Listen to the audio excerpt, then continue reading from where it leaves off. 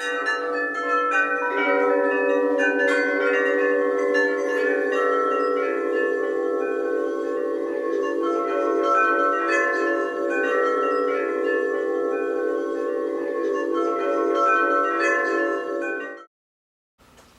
estou aqui só para ser verdadeiramente útil. Eu estou aqui para representar aquele que me enviou. Eu não tenho que me preocupar com o que dizer ou o que fazer, porque aquele que me enviou me dirigirá.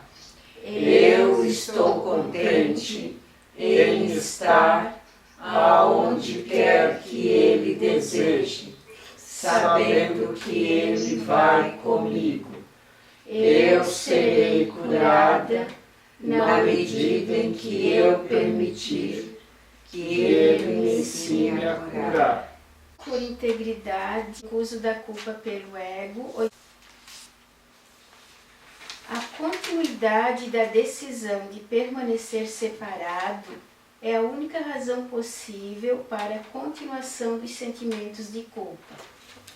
Nós dissemos isso antes, mas não enfatizamos os resultados destrutivos da decisão. Qualquer decisão da mente vai afetar tanto o comportamento quanto a experiência. O que queres, tu esperas. Isso não é delusório. A tua mente, de fato, faz o teu futuro e o devolverá à criação plena a qualquer momento, se aceitares em primeiro lugar a expiação. No instante que tiveres feito isso, ela também retornará à criação plena. Tendo desistido do teu pensamento desordenado, a ordem apropriada do pensamento vem a ser bastante aparente. Então, o que é a continuidade da decisão de permanecer separado? Separado de quê? Separado de Deus. Né? E quando que estamos separados de Deus? Quando não pensamos como Deus pensa, como tentamos fazer as coisas do nosso jeito, como nós achamos que é. Eu penso desse jeito, então eu vou fazer desse jeito. Então, quando pensamos separado, tomamos a decisão de separar. Quando tomamos a decisão de separar, nós decidimos pelo sentimento de culpa. Então, o sentimento de culpa é decorrente de uma decisão de separação. Estamos falando aqui da separação de Deus. Mas o sentimento de culpa, vocês lembram, é que ocasiona todos os sentimentos de medo, de angústia, de ansiedade, os sentimentos de incapacidade, eu não sou capaz, eu não consigo, eu não posso, de fracasso, de menos-valia. Todos esses sentimentos decorrem da continuidade da decisão de separar-me de Deus. Então vem o sentimento de culpa. Então, uma pessoa que se sente culpada, ela não pode ser feliz. Então, sempre que nós decidimos pela continuidade da decisão de separados, de estar separado, vamos ter o sentimento de culpa. E isso se reflete depois em tudo que nós fazemos ou deixamos de fazer.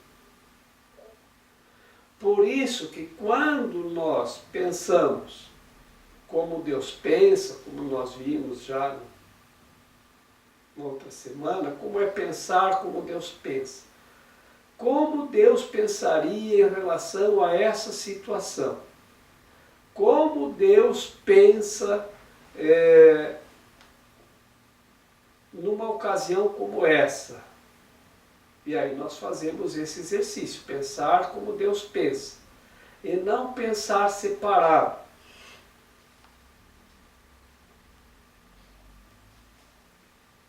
Quando pensamos separado, vem o sentimento de culpa.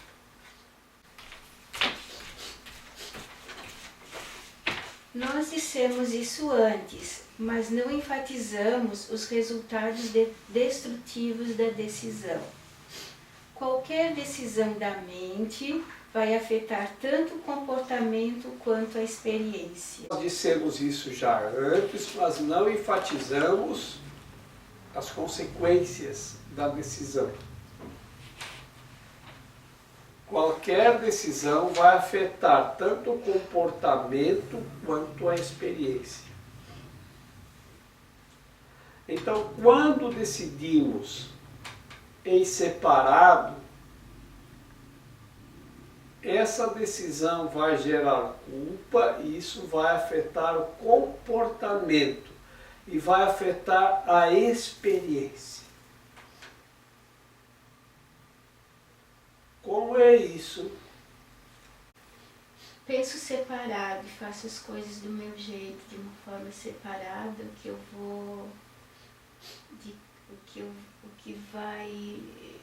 as consequências disso é que o meu comportamento, eu vou me comportar de uma forma egoísta, voltada só para as minhas coisas e para os meus interesses, e claro que isso leva assim a estados não felizes da mente, eu acredito, aqueles estados de angústia, tristeza, depressão. Então, essas são as experiências que eu vou ter nos meus relacionamentos ou na minha vida. Então, aquilo que acontece comigo são situações difíceis, são situações que me levam a esses sentimentos. Eu vou pegar uma equipe de futebol. Uma equipe de futebol treina para quê? Qual o objetivo deles treinarem, todos os dias tem treinamento? Por que eles treinam tanto, Valmir? Aperfeiçoar a mente e a parte física. E para cada um pensar sozinho, separado? Não, cada um, não, eu é que vou fazer o gol. O goleiro que está lá no outro gol diz, eu não vou deixar outro fazer o gol. Daí eles vão dizer, para ele, eu é que vou sair do gol correndo aqui. Aí quando tu pega uma bola no pé, tu sai correndo, não vou passar para ninguém. É um esporte coletivo onde todos participam. É um treinamento para todos pensarem juntos. De várias mentes. As mentes têm que estar unidas. Se alguém pensa separado, o técnico tira da equipe. Não está pensando na equipe, está pensando só em ti mesmo. Tem que pensar na equipe. Vamos pegar um funcionário que vem trabalhar numa loja. Ele não pensa na loja, ele pensa nele. Não, eu só estou aqui para ganhar o meu salário. Se a loja está boa, se não está boa, se tem um negócio caído no chão, isso não tem nada a ver comigo, eu não vou juntar, isso não está no meu contrato. Né? Mas está sujo ali, aquele objeto ali sujou, entrou um vento com poeira e sujou o objeto que está vendo. Eu não estou aqui para fazer faxina, eu não vou tirar pó de nada. Né? Ele está pensando na loja? Não. O que vai acontecer? O técnico vai tirar ele da equipe. Ele não está pensando em conjunto, ele só está pensando nele. Eu vou ficar sentado aqui. Ninguém está vendo, eu não sou bobo de ficar trabalhando para os outros. Ele pensa que está trabalhando para os outros, ele não se dá conta que ele está ali trabalhando para ele. patrão é que está trabalhando para os outros, que está trabalhando para ele, está montando a loja, pagando aluguel para ter um lugar onde ele trabalha. Então ele não é grato à equipe, à loja, ele não se integra à equipe. Então ele está pensando separado. Ele está pensando que ele fica 8 horas por dia dentro de uma loja e ele é separado da loja. Não tem nada a ver com isso. Não tem nada a ver com isso. O que está acontecendo aqui não é da minha conta. O dinheiro estando na minha conta no final do mês, é isso que me interessa. Ele não está pensando no conjunto. Então ele está destoando. No relacionamento também funciona assim. Se a pessoa pensa separado, então também não vai dar certo. Eu não vou ficar fazendo cafezinho para ele. O que ele pensa que eu sou? Ele quer o quê? Uma escrava? Eu não vou ajudar ela a lavar louça também. Está pensando o quê? Que eu vou ser escravo dela? Então, cada um pensando em separar. Então, isso gera culpa. Por quê? Porque eu não ajudei. Eu estava lá, mas eu não trabalhei em equipe. A pessoa se sente culpada depois, porque não fez. A culpa, às vezes, a pessoa pode esconder. Tá? Mas isso vai dar alteração no comportamento da pessoa, se ela está com culpa. Ela pode dizer que não tem culpa de nada, mas vai dar alteração no comportamento. E na experiência, não vai ser uma experiência feliz. Aí a pessoa vai sair da loja e vai dizer, olha, eu saí daquela loja porque lá é muito ruim de trabalhar, o patrão lá é muito difícil. Eu saí daquela equipe de futebol porque o técnico era muito difícil, um sujeito muito difícil de se trabalhar com ele. Eu saí desse relacionamento que a pessoa é muito difícil. Nada dá certo. E você não fez nada de errado, eu não. A gente diz que não, porque a gente não quer assumir a culpa dos nossos erros. E qual é o nosso erro? A separação. Eu não me integrei à equipe, eu não me integrei ao relacionamento, eu não me integrei ao ambiente de trabalho. E por que eu não consigo fazer isso? Porque eu não estou integrado a Deus. Eu penso separado. Porque isso é a orientação que vem de Deus. Como que Deus pensaria a respeito de uma equipe de futebol? Todos juntos vamos. Como que Deus pensaria se estivesse trabalhando numa lojinha? Vou fazer tudo com amor, com alegria e contentamento para o local que está me dando essa oportunidade de trabalho. Como Deus pensaria a respeito de uma pessoa que está num relacionamento? Como Deus pensaria? Se Deus fosse um namorado, vou fazer tudo com amor, alegria e contentamento. Tudo que eu posso fazer dentro do relacionamento. Tudo que eu posso oferecer de bom para a pessoa, eu vou fazer. Então você aprende a pensar nessa mesma linha de pensamento, porque Deus é só amor, só união, só alegria, só contentamento. Então, se você está pensando com amor, com alegria e contentamento, você não vai sentir culpa. Se você sair da equipe de futebol, você não vai sair com culpa de lá, porque você deu o de melhor para você. E provavelmente você vai sair para uma equipe melhor. Porque os técnicos, eles andam por aí, os técnicos de futebol, a exemplo de tudo que acontece, buscando pessoas que dão de si pela equipe. As empresas querem pessoas que dão de si para a empresa. E nos relacionamentos, as pessoas querem pessoas que dão de si, em função da relação que estão tendo. E não que pensem separados só em si mesmas. Então, se cada um der de si, é a maravilha do relacionamento, é a maravilha em todas as situações. Der de si o quê? Fazer tudo com alegria, com amor e com contentamento. Isso é dar de si. E não dizer, eu não vou me desgastar com isso. Então veja, aqui ele enfatiza que já foi dito que a separação, a continuidade da decisão da separação gera culpa. Então, basta eu pensar separado, agir separado, ou falar separado, que eu já inventei a separação. Então eu vou querer cada vez mais estar unido. Vamos juntos. Vamos juntos.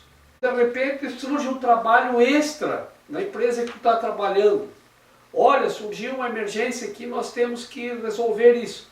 Ah, mas agora é 6 horas. Agora eu vou para casa. Aí fica um sozinho lá tendo que resolver o problema porque ninguém mais pode. Ah, eu não posso, ah, eu não posso, ah, eu não posso. Então todas as pessoas estão cheias de outras prioridades. Ah, isso eu não faço. Então aquele que diz, estou junto, vamos nessa, estou ajudando aqui. Ah, mas tu não vai se atrasar para chegar em casa, já passei uma mensagem para casa, vou me atrasar porque surgiu uma emergência no trabalho.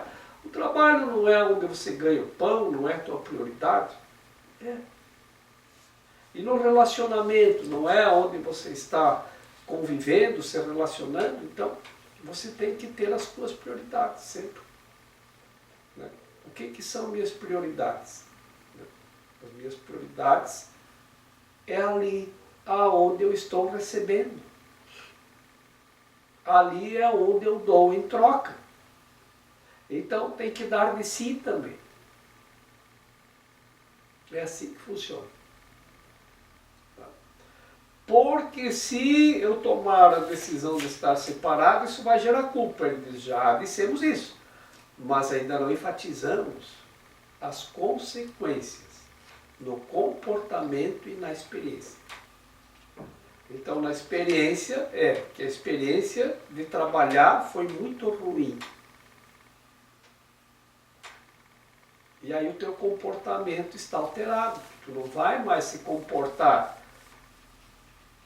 de uma maneira que possa gerar alegria e felicidade. Você decidiu pela separação, pela culpa, por manter a culpa. O que queres, tu esperas. Isso não é delusório. A tua mente, de fato, faz o teu futuro e o devolverá à criação plena a qualquer momento, se aceitares em primeiro lugar a expiação.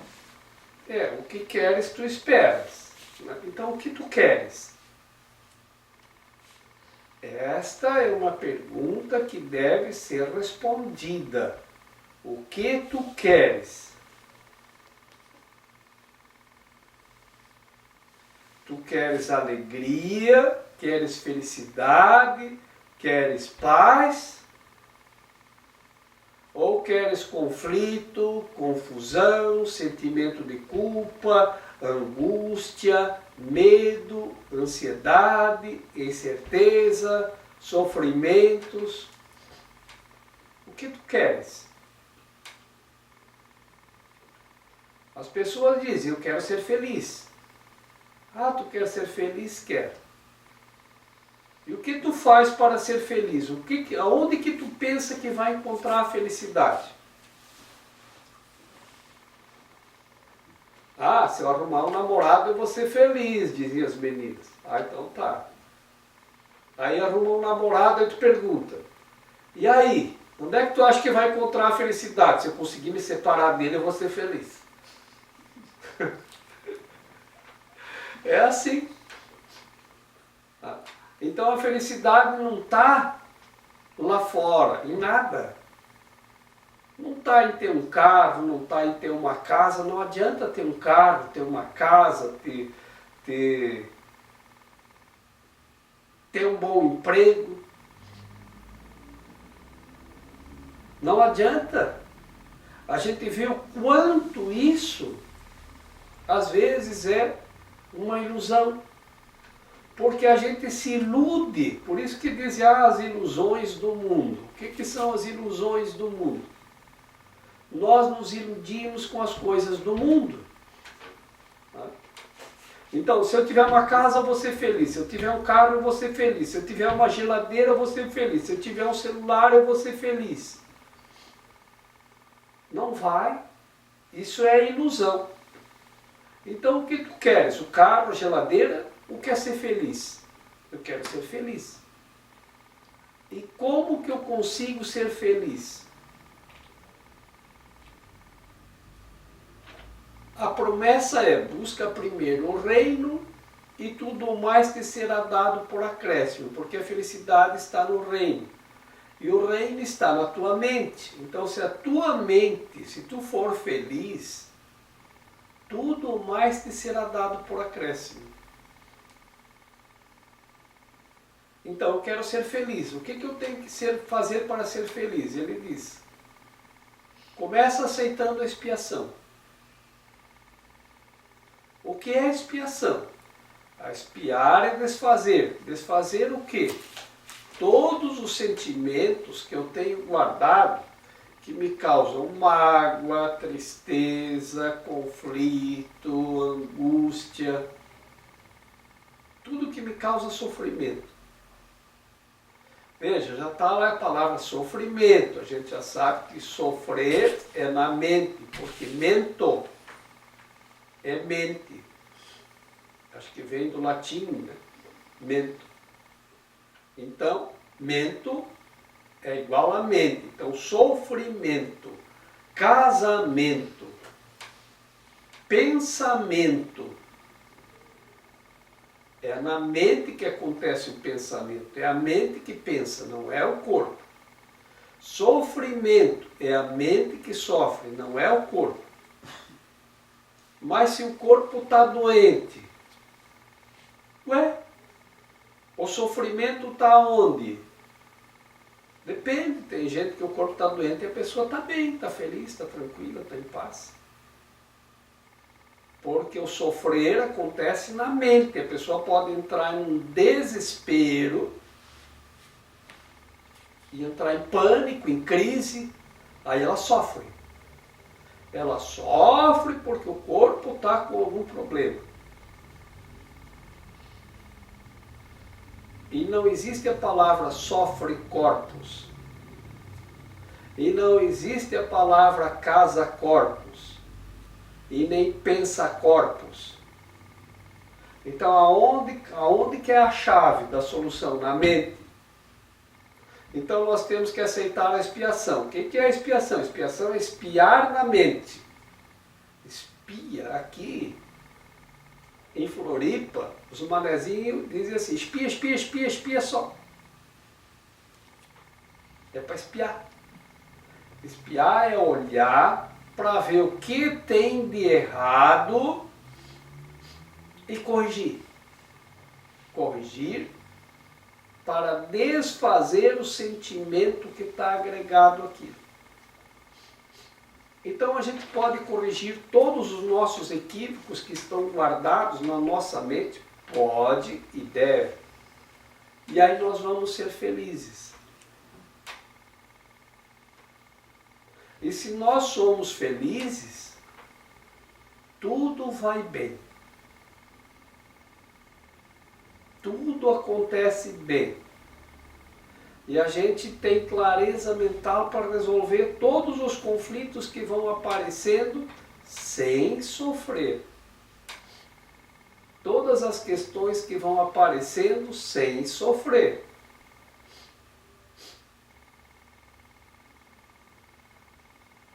Funciona assim. No instante em que tiveres feito isso, ela também retornará à criação plena. Tendo desistido do teu pensamento desordenado, a ordem apropriada do pensamento vem a ser bastante aparente. Então, assim, o que é o pensamento desordenado e a ordem do pensamento? Já dissemos aqui que um padre, vou usar o exemplo do padre da Igreja Católica, quando ele recebe lá a sua, eu vou dizer, formação, só para combinar com a palavra, que a igreja usa é ordenação. O que é ordenação?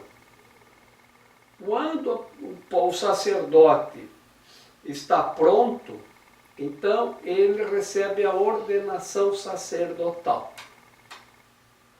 Então temos que entender também o que é a palavra ordenação, desordenação e sacerdócio. Ócio significa sagrado.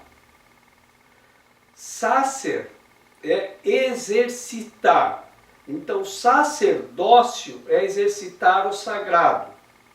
Então, a ordenação é aquele que resolve, ou que decide, ou que aceita seguir a ordenação sacerdotal. Então, esse é o sacerdote, que ele escolheu, decidiu e aceitou a ordenação sacerdotal. A ordenação está na mente, então ele vai seguir o pensamento da ordem a que ele pertence. Então tem a ordem dos franciscanos, a ordem dos maristas, a ordem dos paulinos, né, que seguem aquele pensamento.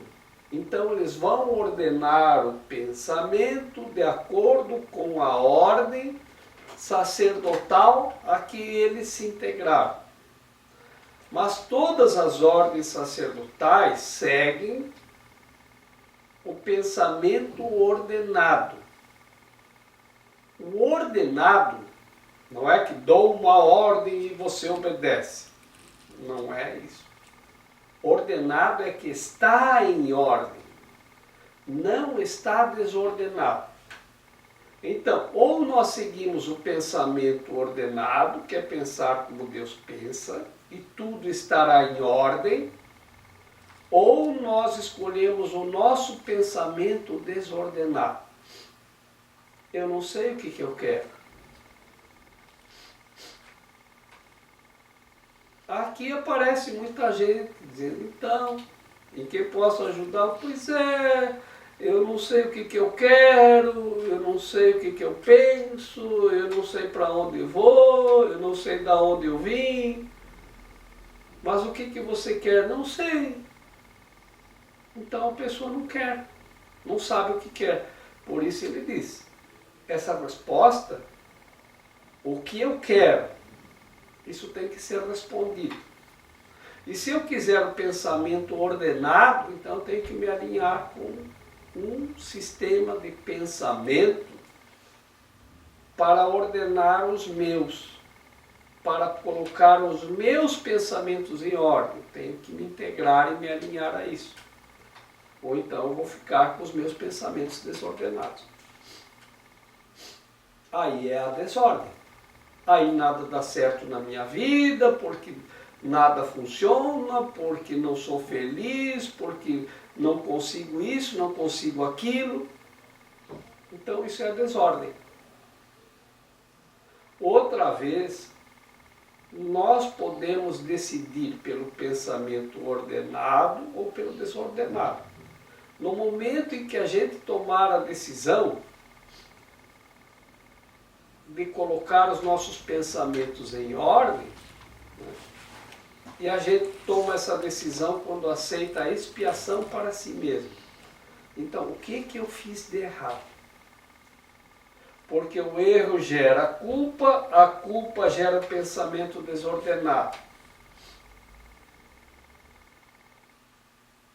E o pensamento desordenado, que é decorrente da culpa, tem consequências no comportamento e na experiência. Vão ser sofrimentos. Vão ser consequências, vão ser experiências de sofrimento. Por quê? Porque está tudo em desordem. A desordem é o sofrimento em si. A gente está bem quando chega, está tudo em ordem, está tudo ordenado, está tudo arrumado, está tudo funcionando perfeitamente e a gente está em paz. Se você chega em casa e está tudo bagunçado, desordenado, tu perde a tua paz. Tu vai ver a geladeira não está funcionando, a televisão não liga, está tudo bagunçado, está tudo em desordem, a gente vai perdendo a paz, né? Então a paz está na ordenação. E o nosso pensamento ordenado, ele pode nos ajudar a fazer com que tudo funcione na mais perfeita ordem, na mais perfeita paz. Outra vez, quando alguém entra numa equipe de futebol, ele tem que seguir o pensamento ordenado. É como o sacerdócio. Agora ele tem que estar com a cabeça dele em ordem. É treinamento. Ele vai lá para treinar a mente. Para a mente funcionar em ordem. Para seguir o pensamento ordenado da equipe. E a equipe que tiver o pensamento mais treinado, mais ordenado para trabalhar em equipe, segundo a orientação do técnico, provavelmente é assim, né? Sim. Aquela equipe tem mais probabilidade de fazer gol. Porque se uma equipe está toda desordenada, quem está ordenado ganha. Quem está em ordem ganha. Lembro do 7-1 da Alemanha no Brasil? Como é que estava a nossa equipe? Uma desordem. Estava uma bagunça total. E como é que estava a equipe da Alemanha? Bem ordenada. Coordenada, a gente diz, né? Tinha coordenação. Coordenação é uma ordem que se segue em comum. Coordenado. A equipe estava ordenada. Então, para eles foi uma moleza.